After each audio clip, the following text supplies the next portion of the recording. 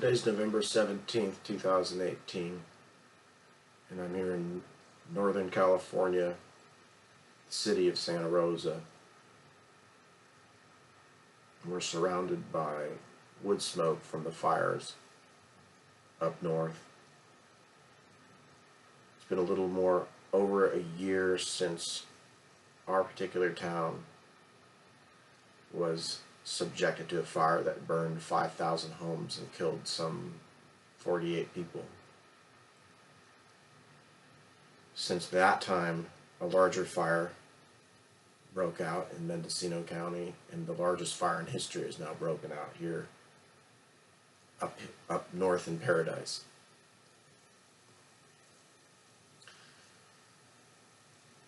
California has sustained a very long drought. The earth is unquestionably warming. The scientific evidence is overwhelming that the earth is warming.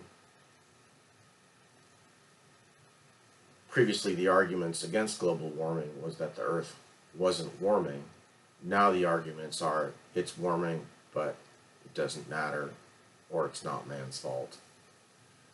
I'm 51 years old. I'm old enough to remember 30 years ago the predictions that were made before Congress.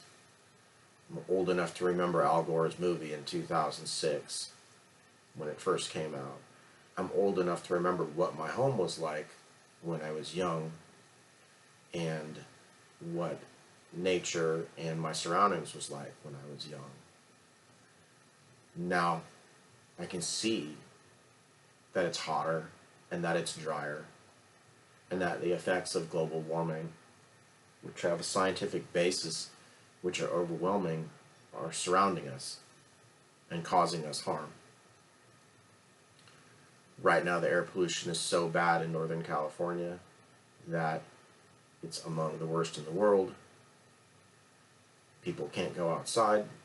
Schools are closed. I have to wear a mask to be able to filter out the smoke. And we have a president sitting in the White House who's looking to use this as a political tool to be able to garner support for his positions. In the middle of a fire, when people are dying, he tweets that it's our fault for not managing the forests better, apparently unaware that most of California's forests are managed by the federal government. So what I'm talking about today is this issue, which is that factually, this is not something that we can argue about. It's happening, it's real, it's going to continue to be a part of our lives, it's going to affect the lives of our children, and we can pretend like it's not happening, and we can sweep it under the carpet, but now you can't even walk outside without it causing an issue. So there's always a certain segment of people who will deny reality. I think the saying goes that only a fool while milking the cow denies the existence of the cow.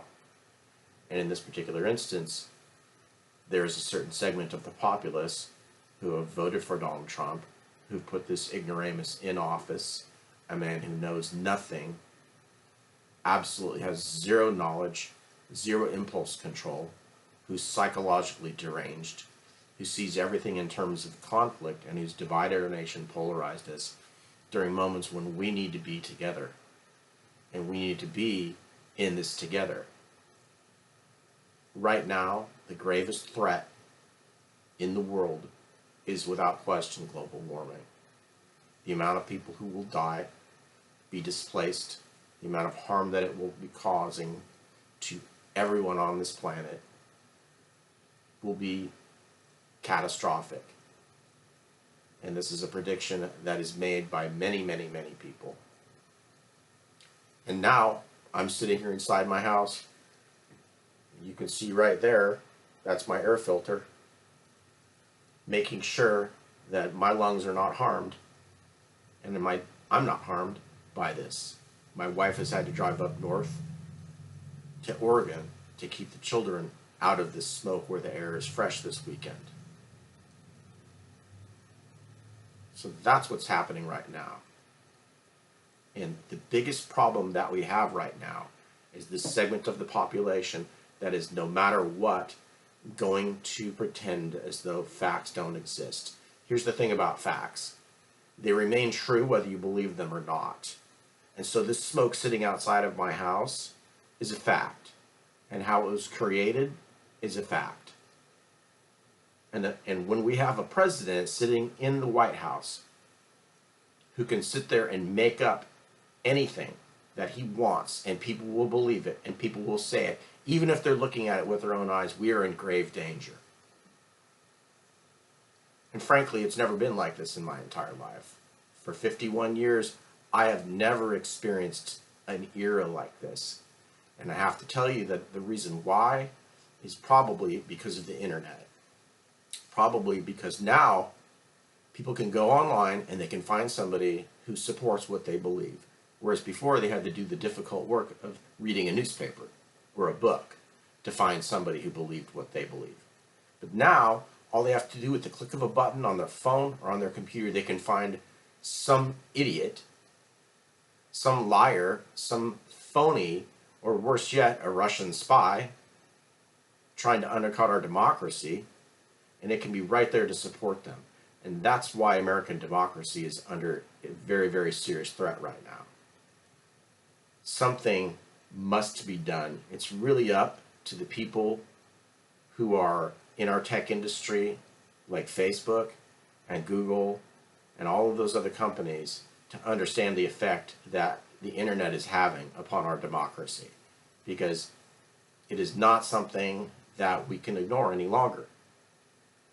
It's having real effects upon the real world. This is not something where they can just sit back in their mansions and make money. Something bad is happening in this country, and it needs to stop, and it needs to stop now.